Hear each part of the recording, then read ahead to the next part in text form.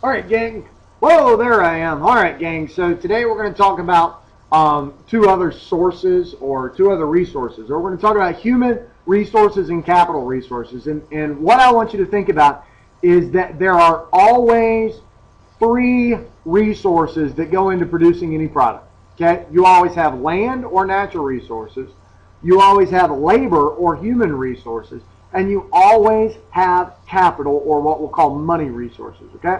So those are the three means of production, the three things, categories of things that you always have to have in order to make any product. Okay, to make anything, tennis shoes, desks, textbooks, whatever, iPhones, iPads, computers, phones, whatever. Okay, you got to have those three things. So today, what we're going to spend our time talking about is we're going to talk about human or labor resources and capital resources.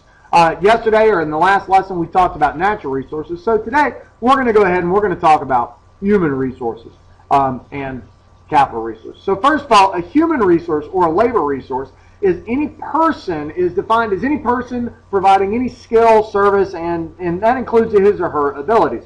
So what I want you to think about is think about your mom or your dad. And I want you to think about what they do. Okay?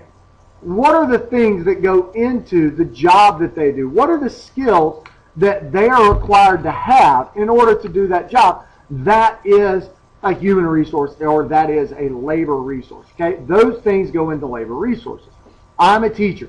Okay, in order to obtain my position, I have to have certain skills and I have to have certain abilities, but I also have to have a certain amount of training in order to do that.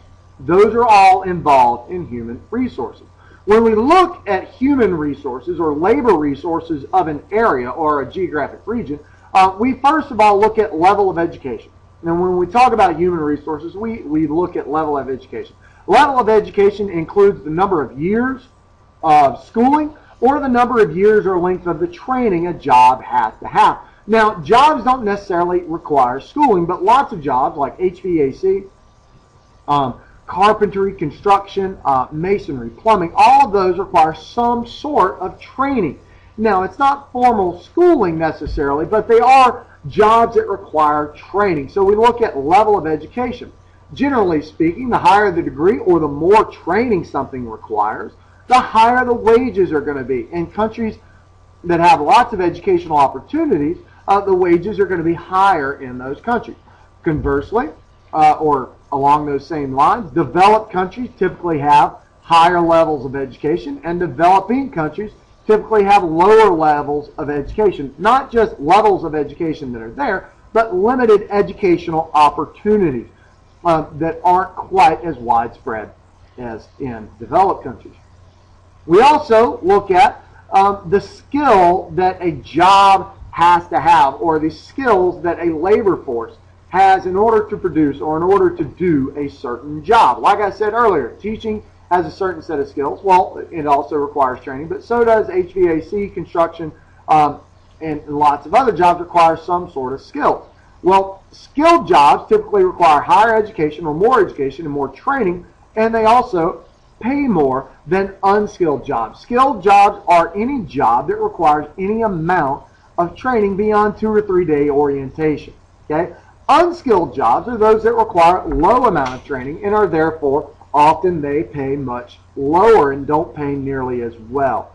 Examples of unskilled jobs are working at McDonald's. Basically, what I want you to think about is if you're a teenager, any job that you get can get immediately in school while you're in high school is probably going to be an unskilled job. Working at McDonald's, working at a fast food restaurant, cleaning up somewhere, that's an unskilled job. Now, it might take a certain disposition to work with animals, for example, at an animal care center. But if you're just scooping poop and cleaning up things, that doesn't require a whole lot of skill to do that. Okay? Along those specific skills that are required are often entrepreneurial or managerial skills are required and a part of human resources. As a teacher, I have to have certain management skills. As a business owner, if your mom or dad owns their own business, they have to have certain skills in order to manage that business. And managing your own business can take a lot of work. In managing your own business, and those skills are called entrepreneurial skills.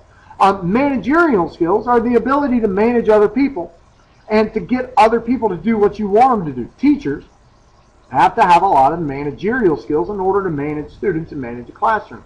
A manager, even if your mom or dad doesn't own their own business and maybe they're in management somewhere, like a principal or something like that, they have to be able to manage other people and motivate other people to get them to do what they need or what they want them to do. Okay, so that's our labor resources and the things that are involved in labor resources.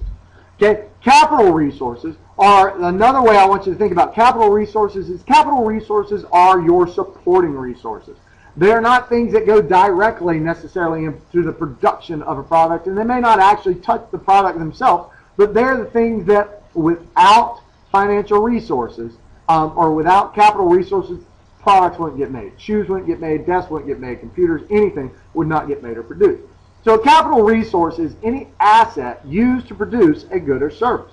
So a capital resource, again, is anything that we use to help produce a good or service. That's what asset means, something that helps you do something else. Okay, so these are your assets. Another way to think about it, in the most simple terms to put it, is anything that money can buy to help you produce something. Okay, you've got to have money to produce things, and that's what capital resources basically are. Is capital equals money. So I want you to think money immediately. Okay, money is needed to invest in building new businesses. Money is needed to invest or loan people to buy new homes. When I go to a bank, when I went to a bank to buy a new house, I had to go and say, hey, I make a certain amount of money, I want to build a house. So I go to them and they say, well, you know, it'd be good to build a house and we can make money off of it too. And so they give me the money to build the house, and that's how economies grow often. But money is used to invest in building new businesses. Banks give loans to there, or other people get loans to there. And money is also loaned to people to buy or build new homes. Capital resources also include an area's infrastructure. I talked about infrastructure just a little bit. But infrastructure is one of the most important concepts that you need to understand in geography, especially as it relates to economic geography. And infrastructure is the number one most important thing that I personally think can help you tell a developed country from a developing country, and it's the thing that's going to impact our lives the most. Infrastructure, our country's infrastructure, includes everything from communications and road systems. So the telephone lines, the internet networks, the television stations, things that help you communicate to the road systems, the interstates that are out in the car. Are you on paved roads or are you on dirt roads? Those are examples of road systems. Health services. How many doctors, or how easily can you go see a doctor? How many doctors are there per person? Energy. Do you have power in your country? Do you have reliable power? Some places only have power for a few hours a day, and then after that they don't have electricity anymore. Waste disposal. The easiest way to think about this is what happens to your poop when you go poop. Do you flush it in the toilet and it gets carried away, or do you go in a hole in the yard? That is one way that you can look at and think about, is a place developed or developing. Airports, that's travel, and road systems, that's movement of people. Food distribution, where do people get their food? Do they buy it in a grocery store? Do they have to farm it on their own? How do they get their food? And last but not leastly, water treatment. When you think about water treatment, think about, is the water that I'm drinking going to make me sick? Some countries don't have a safe and reliable water supply that they can consume right out of the tap. Okay? We have a miracle here in the United States. We can walk up to the tap, and when I pull that tap, I expect it to turn on. When I walk out to the water fountain outside my classroom, I expect that to turn on. Some places don't have one reliable treatment of water, but some places don't even have a reliable water system. Those are all part of infrastructure. Developed countries have strong infrastructure, strong and reliable. They're always operating. They're consistently up. They're consistently moving with very little mishap. Developing countries have very weak or inconsistent infrastructure. They don't have consistent communication throughout the country. Their roads are not very good. They have a difficult time getting to doctors.